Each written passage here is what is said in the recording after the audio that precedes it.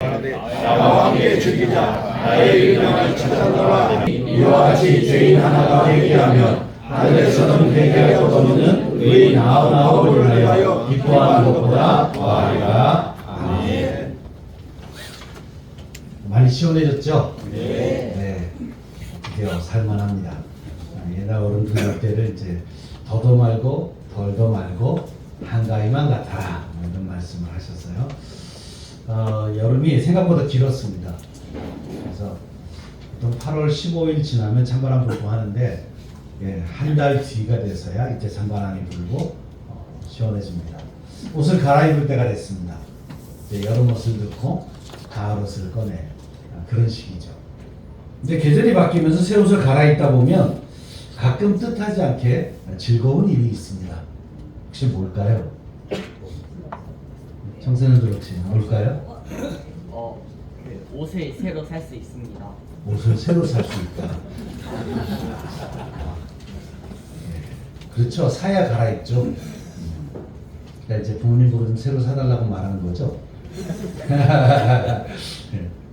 근데 원래 입던 옷을 갈아입으면 어떤 좋은 일이 있을까요?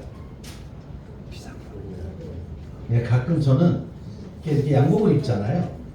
가끔 이제 이렇게 입으면 그래서 입고 이렇게 보면 이 안에서 뭔가 푸시럭푸시럭 소리가 날 때가 있어요. 네, 돈이 있을 때가 있더라고요. 뭐 가끔은 이제 이렇게 제가 어디 가서 강의하고 강사를 받은 거 넣어놓고서는 이제 옷 갈아입고 그냥 걸어놓은 거죠 이렇게. 근데 옷이 더럽지 않으니까 이제 드라이를 안 해서 그냥 놨다가 계절 바뀌면 입는 거예요.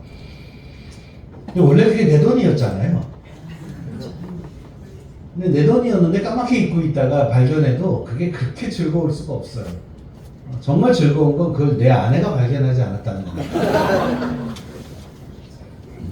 그래서 제가 그 돈을 받고 막 이렇게 찾아서 기뻐하면 제 아내가 되게 애통해하죠. 내가 찾았어야 할 때가.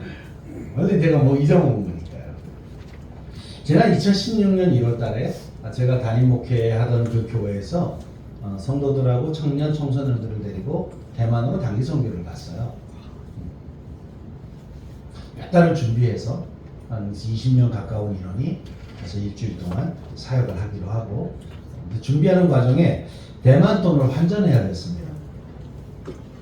근데 일반 은행에 가니까 대만 돈은 환전이 안 되더라고요. 당연히 다 되는 줄 알았죠. 물어봤더니 이 대만 돈은 외환은행에만 가야 있다고. 그래서 이제 수소문을 해서 동네 외환은행을 갔습니다. 근데 제법 돈이 큰 돈이었어요. 그러니까 20명 가까이가 일주일을 체류해야 되는 돈이고 또 거기 선교사님들을 이제 돕기 위해서 가져가는 돈도 있었어요. 큰 돈이니까 이 창구 직원이 좀 환율을 좀 잘해주고 싶은데 그것도 규정이 있잖아요. 근데 자꾸 그걸 물어요. 외환은행 카드를 쓰십니까? 아니 없는데요. 외환은행 통장이 있으세요? 그것도 없네요. 근데 이 친절한 직원이 자꾸 안타까워서 자꾸 묻는 거예요. 뭘 좀 잘해주고 싶은데 아마 잘해주면 또 고객이 되겠지 아마 이런 마음이 있었겠죠. 그러다가 이런 질문을 하네요. 외환은행은 한 번도 거래를 안 했습니까? 아니 그건 아니에요. 오래전에는 썼어요. 그러면 혹시 통장이 있을 수도 있으니까 신분증을 좀 주세요. 신분증을 줬는데 한참 검색을 하더니 통장이 있는데요?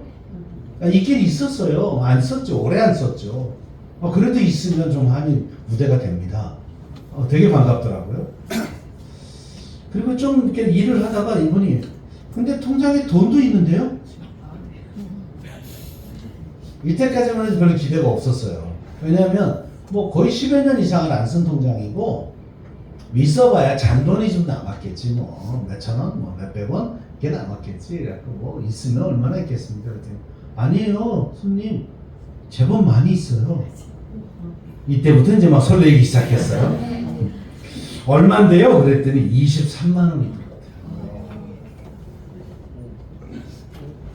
그게 아침이 오전이었는데요. 하루 종일 즐겁더라고요. 제가 그때 뉴욕 진입대에서 사역할 때인데 그날 시끌시끌 놓고 다녔더니 학생들이 목사님 뭐 좋은 일 있어요? 막 이렇게 묻는 거예요. 근데 역시 여자들은 조금 촉이 달라요. 여학생 하나가 목사님 뭐 꽁돈 생겼어요? 그래서 그날 만나는 애들 뭐 이렇게 목사님 좋은 일 있어요? 이렇게 물어보는 애다 밥 사줬죠 뭐. 근데 여러분 그게 원래 누구 돈이었죠? 내 돈이었어요. 까맣게 잊고 있던 10년 가까이.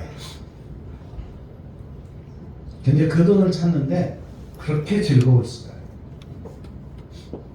우리가 옛날에 가난하던 시절이 있었습니다. 뭐 청소년들은 잘 모르는 시절인데 지금 한 50 이상 이렇게 나이가 되신 분들은 60년대에 서울은 진짜 가난했거든요. 70년대도 뭐 좀 비슷했어요. 근데 80년이 넘어가면서 우리나라가 좀 부자가 되기 시작했어요. 소위 경제개발 5개년 계획이 성공을 거두어서 자, 잘 살아보세요, 잘 살아보세요 노래 부르는 게 현실이 되기 시작했어요. 86 아시안게임, 88 올림픽 거치면서 우리나라 달러가 너무 많아졌어요. 그래서 90년 넘어가면서 해외여행 자유화가 됐죠. 근데 부유해졌어요. 뭔가 이렇게 아쉬움 없이 넉넉해졌어요. 좋은 점이 많죠. 그런데 풍요로워지면서 잃어버리는 것들도 있습니다. 예를 들면 작은 것 또는 조금 있는 것, 한 개인 이런 소중함을 잃어버려요. 물어볼게요. 지나가다가 10원짜리 있으면 주세요? 아니요. 10원짜리 돈같이 안 생겼죠. 옛날 10원짜리는 제법 괜찮았어요. 요즘 10원짜리는 되게 가볍고 애매해. 자, 50원짜리. 네, 주소요도 있고 좀 안 주는 가오가 있지. 100원짜리. 100원짜리도 아니야? 좀 사네 집이. 500원짜리는? 그건 주소가 나와야 돼. 그죠? 그러니까 벌써 10원짜리는 돈이 아닌 거예요. 요즘 마트 가서 이렇게 현찰 내면 10원짜리 안 거실로 줘요. 잔돈이 없대요. 뭐 다른 것은 사래요. 물론 카드로 해서 결제해서 뭐 동전도 별로 없지만, 예. 그러니까 이런 작은 것에 대한 하찮음이 있어요. 저희는 뭐 힐링하우스라고 이제 이렇게 게스트하우스를 운영하는데 거기 수많은 손님이 와요. 근데 뭘 꼭 흘리고 가요. 근데 제법 괜찮은 거 흘리고 가도 찾으러 오질 않아요. 전화도 안 와요. 지난번에는 왜 이렇게 목에다 거는 선풍기 있죠. 젊은 애들 많이 하고 다니는 목에 이렇게 걸면 찬바람이 이렇게 나오는 그거 놓고 간 애가 연락이 없어요. 그래서 제가 잘 쓰고 있어요. 네. 뭐 바지 놓고 가는 애, 잠바 놓고 가는 애, 뭐 많은데 저 같으면 전화해서 좀 택배로 보내주십시오 뭐 이럴 것 같은데 연락도 없어요. 아마 이참에 새거 사나 봐요. 그러니까 이런 소중한 것이 자꾸 이루어져 가요. 작은 것, 적은 것을 하찮게 여기는 경향이 우리에게 있습니다. 너무나 많은 사람들이 살아가는 사회 속에 살다 보니까 한 개인의 가치도 그렇게 중요하게 여기지 않습니다. 거리에 나가보십시오. 사람이 막 길에 막 넘쳐. 그 많은 도시 속에 사는 사람들이 보면 그냥 발에 걸리는 게 사람이다 보니까 그 가운데 살아가는 한 개인은 별로 주목 대상도 아니고 소중하게 여기지도 않아요. 가끔은 타노스가 와서 애들을 좀 없앴으면 좋겠어. 네, 이건 영화를 보지 않는 사람은 못 알아듣는 말입니다. 그래서 이제 시골로 이사를 갔어요. 작년 12월에. 충북 괴산에 불정면 외령 리에 삽니다. 리 안에도 능현 마을에 살아요. 정말 한가하죠. 어떤 날은 하루 종일 사람이 안 보여요. 근데 우리 집에 어떤 분이 배를 눌러요. 너무 반갑더라고요. 누구십니까? 그랬더니 마을 사람이에요. 그러고 왔어요. 어쩐 일이시냐 그러면 휴지 들고 이렇게 오셨어요. 새로 이사 오셨죠? 얼마나 반갑고 고맙게. 지난 주간에 이렇게 월화수를 이제 평창에서 캠프를 좀 인도하고 그러고 왔더니 마을 사람들이 어디 갔다 왔냐고. 어떻게 제가 나간 줄 아셨어요? 그 집에 차가 안 보이네요. 도시에 살 때 이런 얘기 들어보시나요? 내가 죽어도 몰라요. 근데 시골에 사니까 이 사람이 귀하다 보니까 사람들이 마을 사람들이 저희 집을 이렇게 보나 봐요. 차가 없으면 어디 갔냐 이렇게 궁금해하세요. 내가 그렇게 중요한 사람으로 취급받으니까 너무 좋더라고요. 힘없는 한 개인의 인권 별로 중요하지 않습니다. 뉴스를 틀면 수없이 죽는 사람 이야기가 나와요. 별로 안타깝지 않아요. 또 죽었네. 또 죽었네. 이게 우리가 지금 잃어가고 있는 아주 소중한 겁니다. 이런 사회적 분위기에 편승해서 교회마저도 그런 잘못을 저지를 수가 있습니다. 너무나 많은 사람들이 교회를 구성하다 보니까 한 개인의 가치가 상대적으로 낮아지는 겁니다. 그냥 오늘 몇 명 왔어? 이렇게 물어요. 아마 이 교회에 좀 이게 실제적으로 좀 이렇게 좀 행정을 하시고 이런 분들은 아마 그런 얘기 할 거예요. 오늘 몇 명 왔어? 그 몇 명 왔어라는 질문 안에는 상당히 어려운 게 있는데 누가 왔는지는 기억이 안 나요. 통계만 나오는 거예요. 지난주보다 많이 왔네? 어휴, 그럼 뭐 내려오네. 담임 목사들을 제가 이렇게 사역 코칭을 할 때 제발 숫자로 사람을 보지 마라. 누가 왔는지를 기억하라. 또 누가 안 왔는지도 좀 기억하자. 당연히 와야 될 사람이 못 왔다면 오늘 전화라도 한번 하자. 만약에 여러분 같으면 어떠시겠어요? 내가 아파서 교회를 못 갔는데 아무도 기억 못해. 그런데 어떤 교인이 아유 권사님 오늘 안 보이셨는데 어디 아프세요? 그리고 전화 오면요. 마음이 좀 달라지지 않습니까? 아 내가 기억되는 사람이구나. 제가 담임 목사 할 때 우리 이제 뭐 아동부도 있고 뭐 중고등부도 있고 그랬잖아요. 그러면 이제 이렇게 사역자들하고 회의를 하면 전 이렇게 읽어요. 이번 주 예배에서 중고등부에서는 아이들 안에 어떤 변화가 있었어? 보통의 담임 목사는 이렇게 묻습니다. 중고등부 몇 명 왔어? 지난주보다 많네? 잘했네. 이번 수련회 몇 명 가? 이번 수련회 몇 명 갔다 왔어? 다 이렇게 숫자만 물어요. 아니 중고등부에 있는 한 명 한 명의 아이들에게 어떤 변화가 있었어 이번에? 어떤 은혜가 있었지? 이렇게 물어야죠. 몇 명 왔네가 아니라 누구 왔네. 또 누구는 안 왔네. 이름으로 기억되네. 근데 많은 교회도 마치 기업을 관리하듯이 그냥 통계만 보고서에는 통계만 쓰게 돼 있어요. 저는 이게 교회가 같지 않아요. 몇 명 더 증가했냐 감소했냐라는 통계 장난 때문에 한 명의 성도에 대한 애정과 관심이 떨어질 수 있습니다.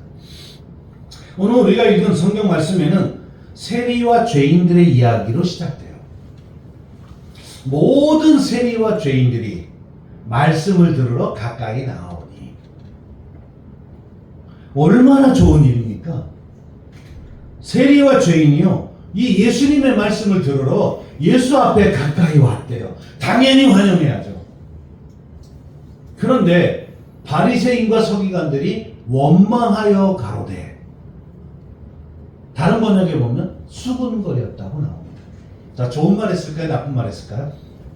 네, 나쁜 말 했으니까 수군거렸다. 근데 오늘 우리가 읽은 서기관들이 원망하여 왜 원망을 하죠?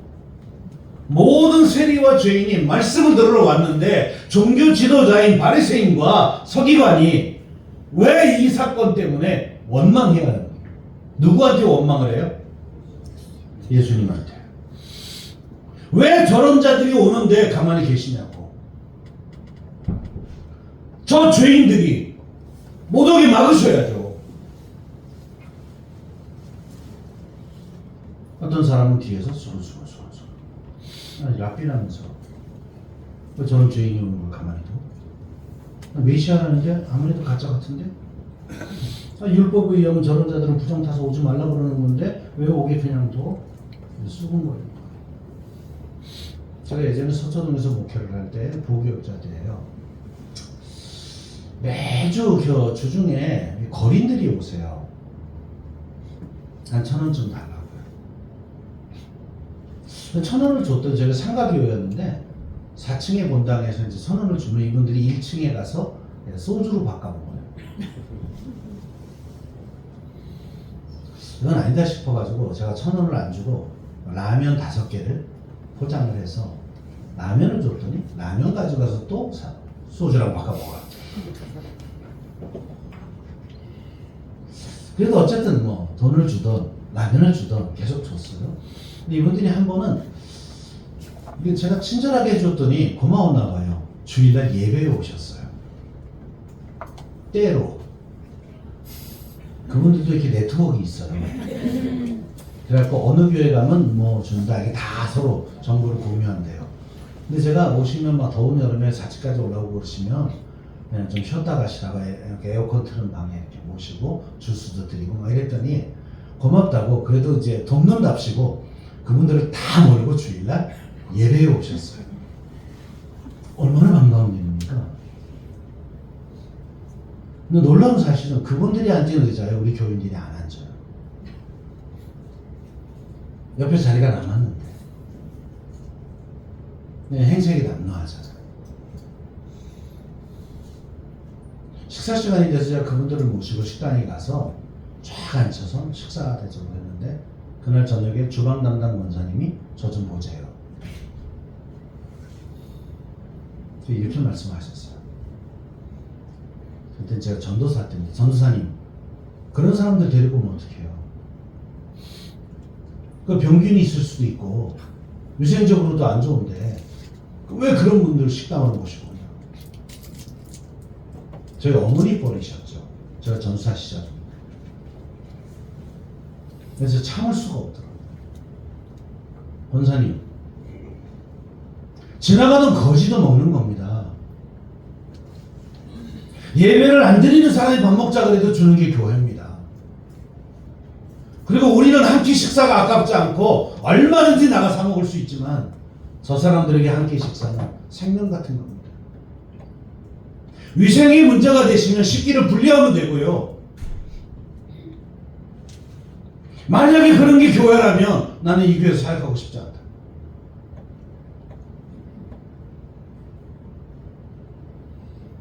온 교인이 다들 이게 소리를 질렀어요. 다 공범들이거든. 도대체 교회가 뭡니까? 올 수 있는 사람과 올 수 없는 사람이 구분된 게 교회입니까? 아니거든. 어느새 교회가 하나님의 마음과 예수님의 마음과는 상관없이 우리들의 생각에 의해서 움직이고 있지는 않습니다. 오히려 그럴 때 정말 따뜻하게 우리 교인들이 국이라도 더 따다 주고 반찬 더 갖다 주고 맛있게 드시고 가십시오. 아니 이런 모습을 봤을 때 하나님이 우리를 축복하지 않겠습니다. 예수님이 이 장면을 보시고 너무 속이 상하시고 비통한 마음에 이 이야기를 꺼내세요. 여러분 잘 아는 얘기입니다. 어느 목자에게 양 100마리가 있었어요. 풀 뜯으러 갔다가 집에 와서 우리에 다 넣고 보니까 99마리밖에 없는 거예요. 한 마리가 사라졌어요.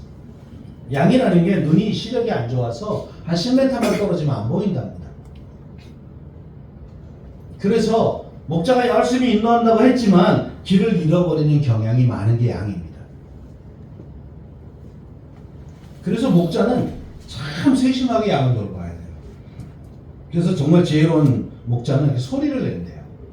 눈으로는 잘 못 따라오니까 예를 들면 이렇게 지팡이 가지고 톡톡 치면서 오면 양들이 그 지팡이 소리를 듣고 따라온다든지 아니면 방울 같은 걸 이렇게 흔들면서 오든지 아니면 악기를 연주한다든지 그것도 없는 사람은 노래를 부른다든지 그러면 이제 양들이 그 소리가 익숙하니까 그 소리를 따라서 온대요. 근데 구약 성경에 보면 만일 목자가 양 한 마리를 잃어버리면 그 양이 맹수에게 잡혀 먹었다는 분명한 증거를 입증하지 못하면 그 잃어버린 양을 목자가 배상해야 돼요. 뭐 자기 양이라면 그냥 포기하면 되지만 고용된 목자라면 그 양을 배상해야 돼요. 또 하나는 아주 부주의한 목자라고 하는 낙인을 지키는 겁니다. 그래서 어떻게든지 양을 찾아야 되고 그리고 찾으면 기뻐서 그럼 어깨에 메고 오고 막 그런데요. 근데 본문에 기록된 누가복음은 세 가지 이야기가 기록되어 있습니다. 오늘 편의상 앞부분 한 가지 얘기만 읽었는데 우리가 잘 아는 잃어버린 동전 이야기, 또 잃어버린 아들, 탕자의 비유라고 하는 이야기가 나옵니다. 성경학자들이 이런 말을 해요. 성경이 되게 두꺼운데 그걸 한 절로 딱 줄이면 요한복음 3장 16절이 돼요. 혹시 알아요? 주일학교 다니면 이 정도는 알아야 됩니다. 하나님이 세상을 이처럼 사랑하사, 이게 요한복음 3장 16절이죠. 이제 알겠어. 그치, 노래로 불러야 알죠. 잊어먹지 말아라. 하나님이 세상을 이렇게 손님이 해가면서 불렀던 것 같아요. 근데 하나의 이야기로 성경을 요약하면 누가복음 15장의 이야기입니다. 세 이야기가 공통점이 있어요. 잃어버린 것에 대한 이야기예요. 우리가 읽은 잃어버린 양에 대한 이야기가 있고요. 그 뒤에 잃어버린 동전 이야기, 어느 복음서에는 잃어버린 드라크마 이야기로 나옵니다. 드라크마가 동전의 단위예요. 그리고 마지막에 집 나간 둘째 아들 이야기, 잃어버린 아들에 대한 이야기가 나옵니다. 잃어버렸다는 건 무슨 뜻일까요? 본문에 이 원망했던 이 바리새인과 서기관들은 잃어버린 것은 제자리를 벗어난 것이라고 이해를 했어요. 양은 어디에 있어야 되죠? 양 우리에 있어야죠. 다 동전은 어디에 있어야 정상입니까? 지갑이나 주머니에 있어야죠. 그럼 아들은 어디 있어야 돼요?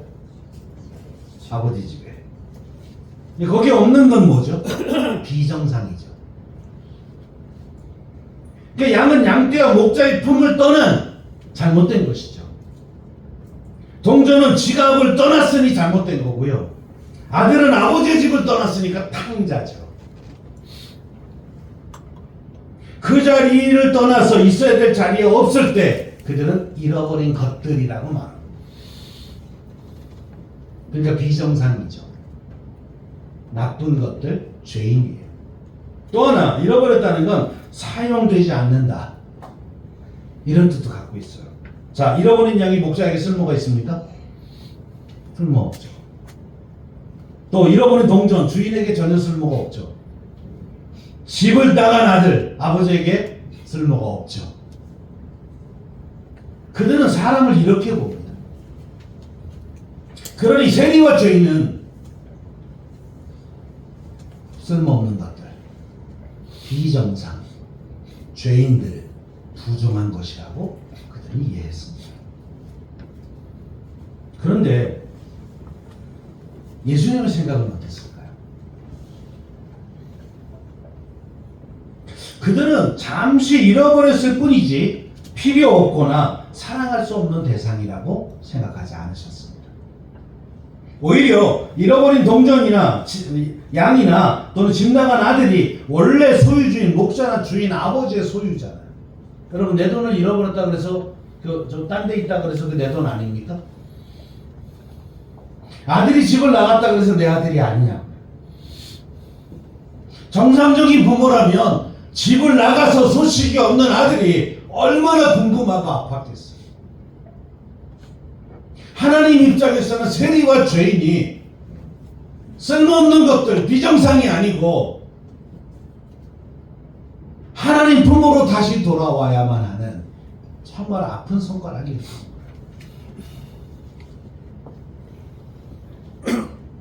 그들은 집안에 있든 바깥에 있든 아버지에게는 너무나 소중한 아들이에요. 제가 말했잖아요. 여기서 잃어버린 돈을 찾았는데 그게 잃어버렸다가 왔다고 하찮은 돈입니까? 천만에요.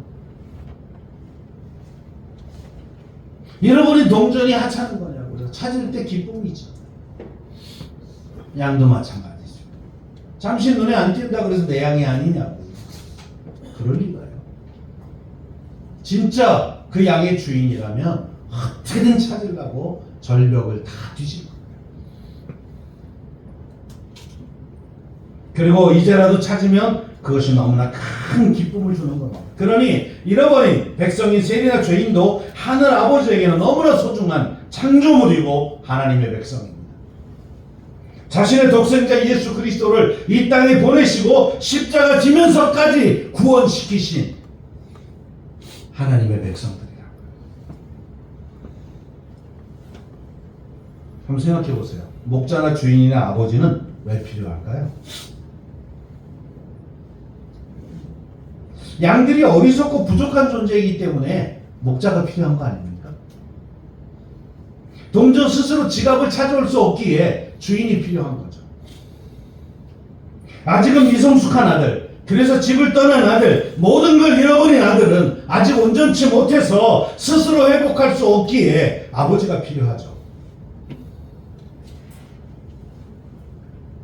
잘났을 때만 아버지가 필요합니까? 아닙니다. 못났을 때가 아버지가 더 필요해요.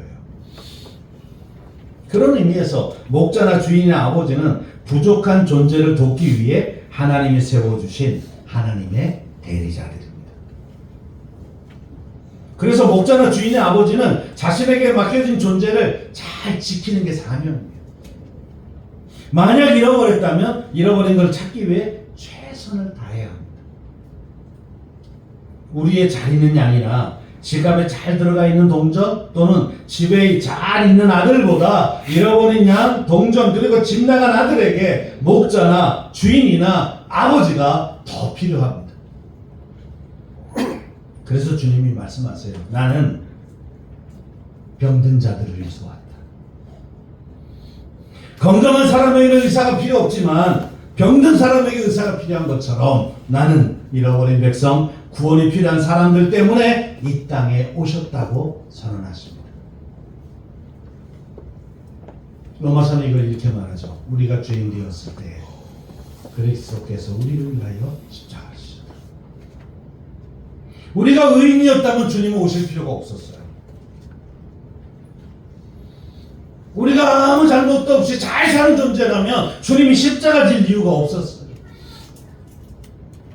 우리가 스스로 그 죄의 문제를 해결을 못하니 하나님이 오시는 거고, 우리의 죄값을 지우자니 우리가 다 죽어야 하니까 그럴 수가 없어서 하나님이 독생자를 십자가에 달고 그 죽음으로 우리의 모든 죄를 사했다고 선언하시는 겁니다. 이게 우리가 믿는 기독교예요. 또 우리는 좀 지질해 보이는 사람 앞에 더 관심을 가져요. 적응 못하는 사람들에게 더 신경을 써야 돼요. 심지어 교회 문턱을 못 넘어오는 사람들을 어떻게든 넘어올 수 있도록 도와야 합니다. 그래서 우리는 때로는 단기 선교도 가고 길거리 나가 전도도 하고 또 어려운 이웃들을 도우려고 우리의 주머니를 털고 하는 이유는 그 아버지의 마음을 알기 때문입니다. 사실 오늘날 교회와 성도들에게 있어서 가장 큰 사명은 무엇이겠습니까? 예수님 당시의 세리와 죄인처럼 주님의 말씀에 순종하지 못하고 잘못된 길에 빠져서 타락하고 사람들에게조차 버림받은 사람들, 그 사람들의 관심을 갖고 찾아가는 겁니다. 그들을 따뜻한 가슴으로 받아들이고 그들에게 구원의 다리를 놓아주고 그들에게 구원의 방주가 되어주는 겁니다. 잃었다가 다시 찾은 양 한 마리가 너무나 소중하게 여겨지듯 잃어버린 동전과 집에 돌아온 아들이 너무나 감사해서 잔치를 베푸는 주인처럼 우리도 그들을 돕는 거예요. 그것이 교회가 할 일입니다. 네, 지난 주간에 제가 페이스북에서 본 이야기인데 저랑 패치닌 저하고 친한 목사가 있어요. 담임 목회하고 있는데 교인들하고 울릉도에 관광을 갔대요. 근데 그렇게 전도하려고 해서도 안 되던 권사님 남편이 따라왔더래요. 교회로 오라 그럴 땐 그렇게 안 오더니 울릉도 간다니까 따라왔더래요. 얼마나 반가워요. 근데 반대로 보면 이럴 수도 있죠. 놀러 가니까 왔구만. 근데 이분도 좀 뻘쭘했나 봐요. 교회로 오라 할 때는 안 가다가 놀러 갈 때 따라오니까 좀 미안했나 봐요. 선물 하나 챙겨왔어요. 아주 비싼 포도주를. 자기 딴에는 아무한테나 주지 못하는 포도주인 거예요. 그리고 와서 이렇게 식사한 다음에 제가 이거 정말 소중하게 여기는 건데 몇 년 산인데 말해가면서 포도주를 탁 내놨는데 다들 이렇게 분위기 살랑해진 거죠. 그 목사님 눈치를 보는 거예요. 목사님이 가만 생각해 보니까 저거를 좀 거절하고 그러면 저 사람이 뭔가 좀 앞으로 교육이 어렵겠다 싶더래요. 그래서 이렇게 말했대요. 감사합니다. 우리를 위해 선물을 준비해 오셨군요. 자, 한 잔씩 합시다. 같이 갔던 분들이 대부분 중직자들이었거든요. 목사님이 한 잔 하시니까 뭐 허락 받은 거잖아요. 그러니까 이분이 막 신이 나가지고 한 잔씩 다 이렇게 따라주면서 또 이게 술 먹는 분들은 주도가 있잖아요. 그래갖고 다 따라주고 목사님들 이렇게 받고 앞에 놓고 자 드시죠. 너무 좋아하더라고요. 그러더니 그 말 없던 분이 갑자기 말이 많아지더래요. 인싸가 된 거예요. 그러고서 나중에 여행 끝나고 오면서 그러더래요. 목사님 저 이번 주부터 교회 갑니다. 물론 우리나라는 교인들이 술을 안 먹기로 그게 좋은 전통이에요. 그러나 그분의 정성을 봐서 술 한 잔을 먹어주면 우리는 지옥에 갑니까? 우린 타락한 거예요. 예수님 같으면 그 술을 먹었을까요? 안 먹었을까요? 저는 분명히 먹었다고 믿습니다. 그래서 그분의 별명은 세리와 죄인들의 친구예요. 아마 예수님이 지금 살아계시면 농촌에 가서 열심히 농사짓는 사람 옆에서 막걸리 한 사발 하셨을 겁니다. 물론 주정은 안 하셨겠죠. 이게 어떤 마음을 가지고 하느냐가 되게 중요한 겁니다. 정말 그 영혼을 생각하고 그 영혼을 위해서 내가 철칙같이 지키던 원칙도 깰 수 있는 마음이냐. 저 감리교회에서 분당에 있는 어느 교회는 교회 안에 흡연실이 있어요. 만든 지 오래됐습니다. 처음엔 오해를 많이 받았대요. 목사님 담배 피나 보다. 근데 왜 만든지 아십니까? 이 목사가 목회를 하다 보니까 매주 교회 오는데 예배는 안 드리는 사람이 있더래요. 네, 많은 남편들. 부인과 자녀는 사랑해서 매주 교회까지 차를 태워서 와요. 그리고 예배단에 내려주고 자기는 집에 갔다가 또 끝날 때 또 오더래요. 어떤 분은 집이 멀어서 동네를 배회하고 있더래요. 차라리 저분들에게 방을 하나 만들어주자.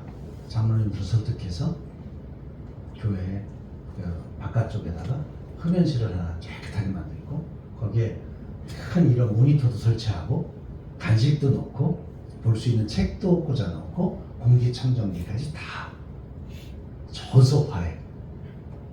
그리고 광고했대요. 남편들 거기서 편히 쉬었다가 끝나면 가도 된다. 그리고 이 목사는 예배만 끝나면 교인들하고 인사 안 하고요. 그냥 그 가운 입은 채로 막 뛰어내려가서 거기 가서 인사를 해요. 오늘도 오셨군요. 놀라운 일들이 벌어지기 시작했어요. 이분들이 거기서 기다리는 동안에 심심하니까 모니터를 보는 거예요. 설교를 다 듣는 거죠. 찬송도 보고. 그리고 집에 가서 이렇게 말하세요. 야, 니네 목사 설교 잘하더라. 들을만한데? 그리고 되게 편했어. 그러니까 편하고 간식도 있으니까 되게 좋다. 전도 축제를 하던 날 그 남편들이 다 오더래요. 그리고 남편들의 등록률이 막 올랐어요. 그 부인들이 교회 충성 봉사합니다. 네, 그렇게 전도하려고 안 되던 남편이 교회의 배려로 복음으로 돌아오잖아요. 그럼 변화된 다음에 오는 게 교회입니까? 아니면 변화 안 된 채 와서 여기서 변화되는 게 교회입니까? 네, 맞습니다. 죄인이 와서 의인이 되는 데가 교회예요.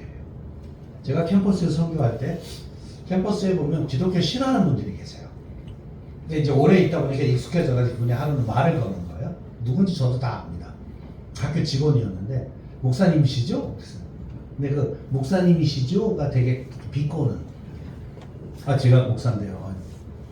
그랬더니 제가 뭐 교인이 우리 집안에도 있고 뭐 친구들 좀 많이 아는데요. 뭐 교인들도 보니까 뭐 나쁜 짓 많이 하는데요.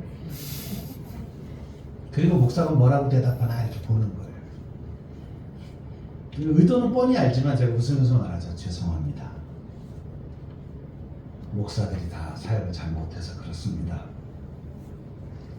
그런데 조금만 더 지켜보십시오. 그분들이 신앙생활하며 바뀔 겁니다. 이렇게 말하면 할 말 없죠. 뭐 당신은 뭐 죄안 짓습니까? 이러면 싸우자는 건데 죄송합니다. 교인이 돼서 나쁜 짓을 하고 그걸 목사가 또 잘못 가르쳐서 미안합니다. 그냥 뻘쭘해졌어요 이분이. 그리고 가실라 그러길래 제가 박근태 선생님 제가 보니까 선생님도 빨리 교회를 오셔야 될 것 같습니다. 그 말은 너도 변화될 게 많아 그거예요. 저는 지금도 그렇게 믿습니다. 교회는 죄인이 오는 곳이에요. 허물진 사람들이 오는 거예요. 얼마든지 잘못을 저지를 수 있는 사람들이 오는 곳이에요. 그런데 기쁘게 맞아주는 곳이에요. 내 과거가 어떻든 그것과 상관없이 하나님의 은혜를 같이 선포하는 곳이에요. 그리고 그 은혜를 먼저 경험한 사람이 나누고 베풀고 섬기는 곳입니다. 그러면 그 사람이 바뀌기 시작해요. 우리 주님이 원하는 건 그겁니다. 세리와 죄인은 나쁘죠. 나쁘다 그래서 아예 배제하면 이건 멸망으로 가잖아요. 그런 사람이 누구든 오라고. 내가 받아주겠다. 돈 없는 자도 오라.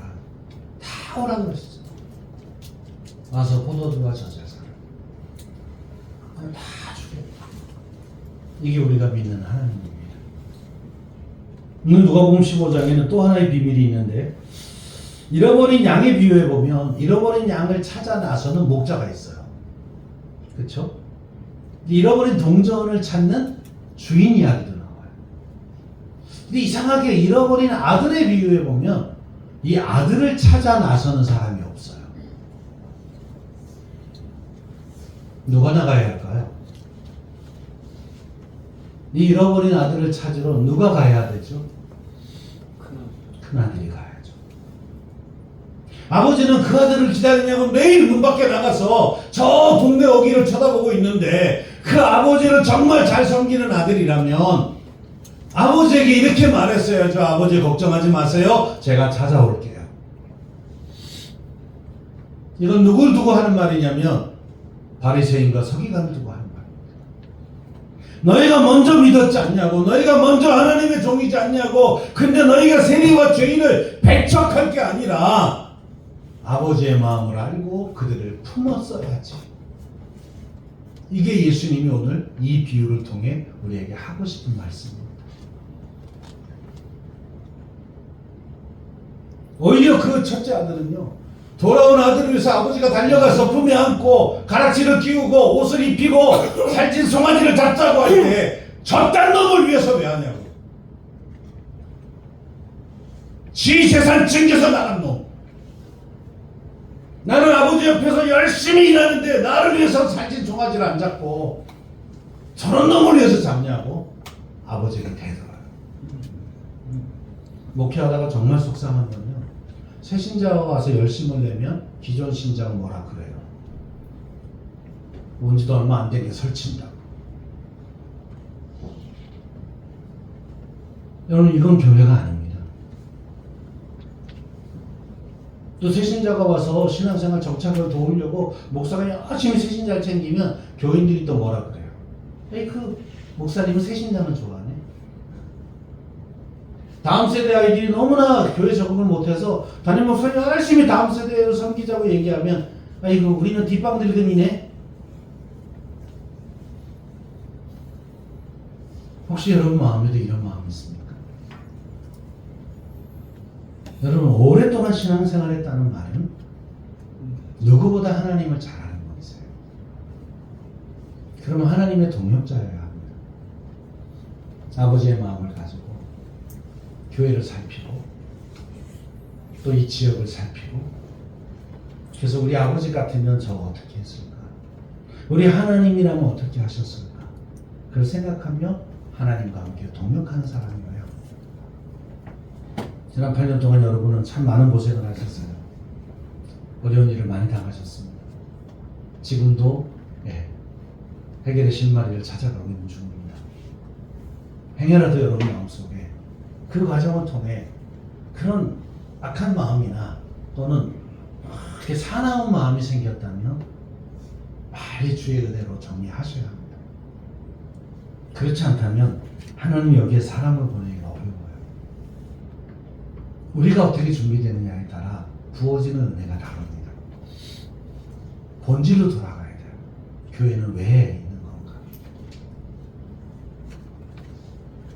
아버지의 그 마음을 가지고 아버지가 하고 싶은 그 일을 하라고 교회는 존재하는 겁니다.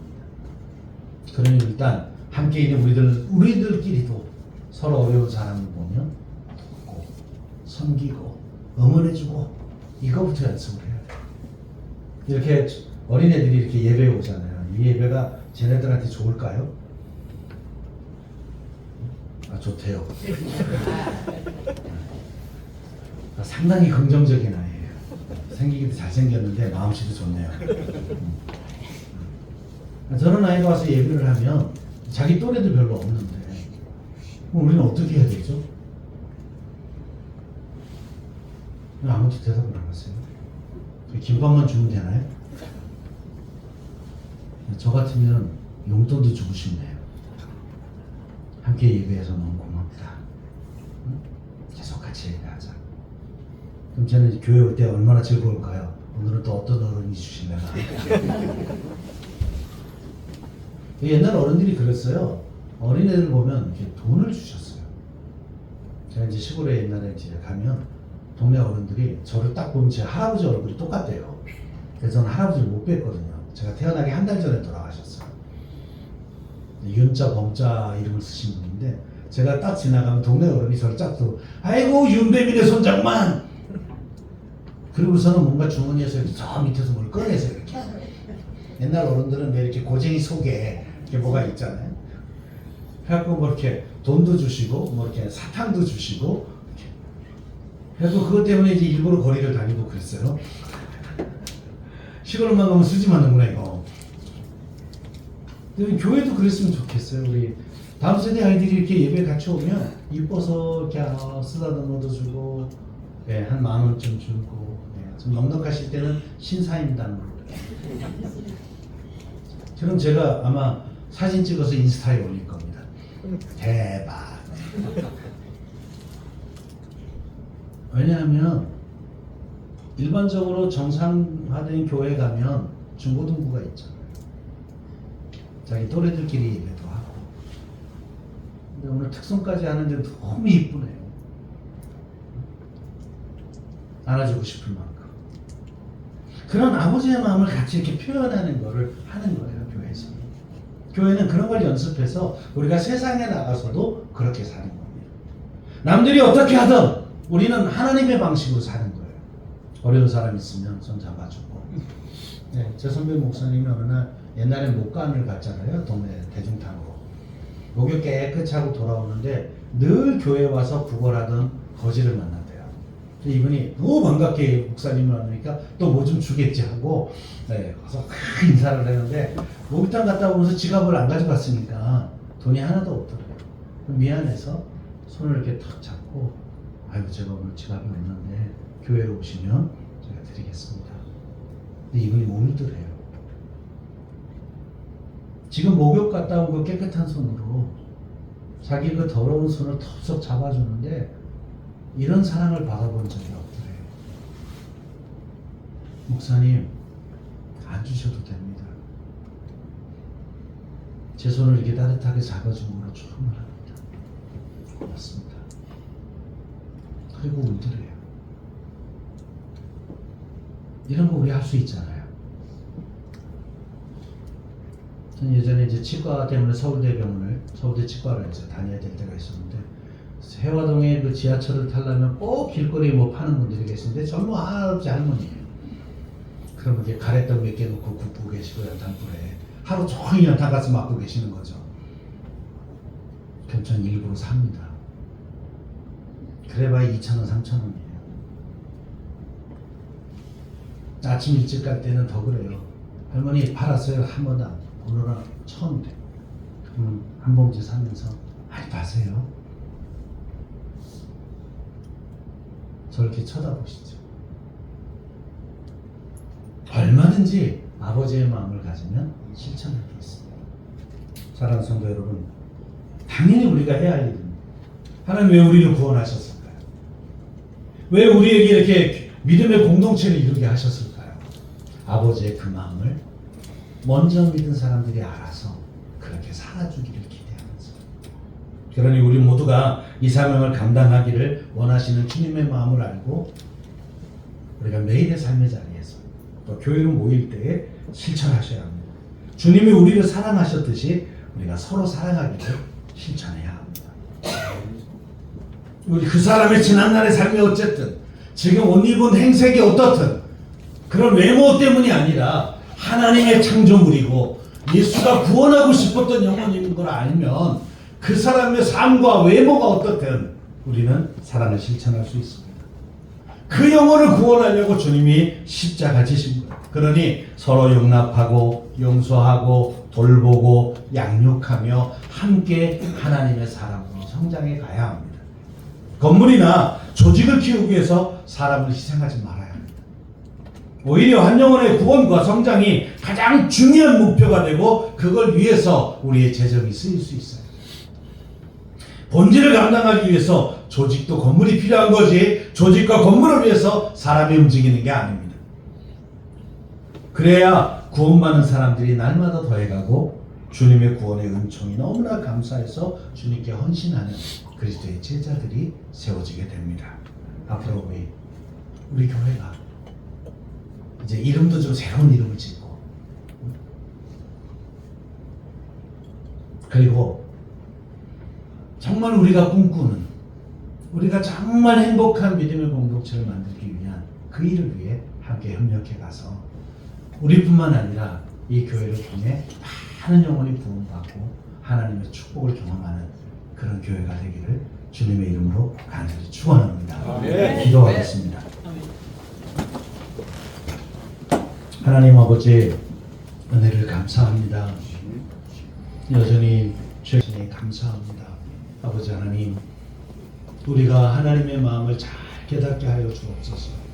우리 고집대로 살지 않고 성경의 말씀대로 살아가는 믿음의 성숙한 사람들이 되게 도와주시옵소서. 아버지 하나님, 우리가 지난날의 어려운 가운데도 이렇게 흩어지지 아니하고 믿음의 공동체에 있게 하셨사오니 앞으로 우리가 정말 행복하고 아름다운 교회를 꿈을 꾸며 만들어가게 하시고 그곳에서 주님 앞에 아름다운 예배를 드릴 뿐만 아니라 많은 영혼들을 사랑으로 섬기고 구원하는 믿음의 방주요 구원의 방주의 역할을 감당하게 하여 주옵소서. 하나님, 오늘 예배한 모든 사람들의 마음속에 주님이 우리를 얼마나 사랑하셨는가를 또 우리의 허물진 모습을 탓하지 아니하시고 우리를 위해 십자가 지신 그 은혜를 결코 잊지 아니하고 주님의 부르심에 합당한 삶을 살아갈 수 있도록 은혜 베풀어 주시옵소서. 간절히 기도하기는 하나님 우리 교회가 앞으로 정말 좋은 목자가 세워지기를 원합니다. 하나님이여 정말 우리와 함께 아름다운 하나님의 나라를 세워갈 좋은 목자를 보내주시고 또 함께 주의 나라 이루며 그동안의 고생이 전혀 아깝지 않은 아름다운 성장이 우리 안에 있게 하여 주옵소서. 아버지 하나님, 모든 성도들의 삶 가운데 동행하시고 은혜 주시고 하나님 그 은혜로 날마다 기뻐하며 찬송 부르며 살아가는 우리 모두가 되게 도와주시옵소서. 감사하며 예수님 이름으로 기도하옵나이다. 아멘. 다 일어나서 찬양할까요?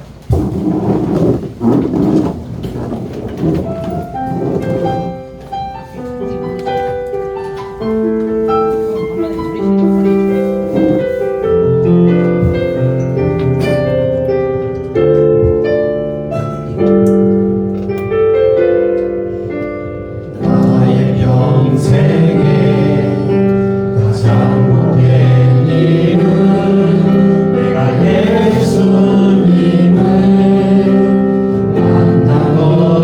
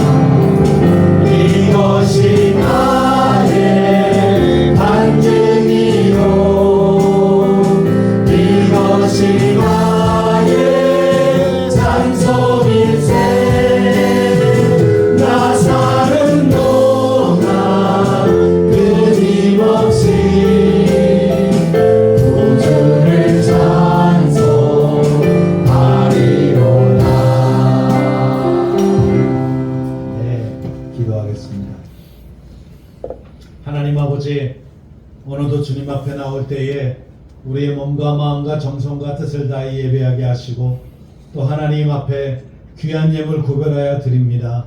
하나님, 우리의 경배와 찬양을 받으시고 우리가 드린 예물을 받으셔서 아버지 하나님의 뜻을 이루어 주시옵소서.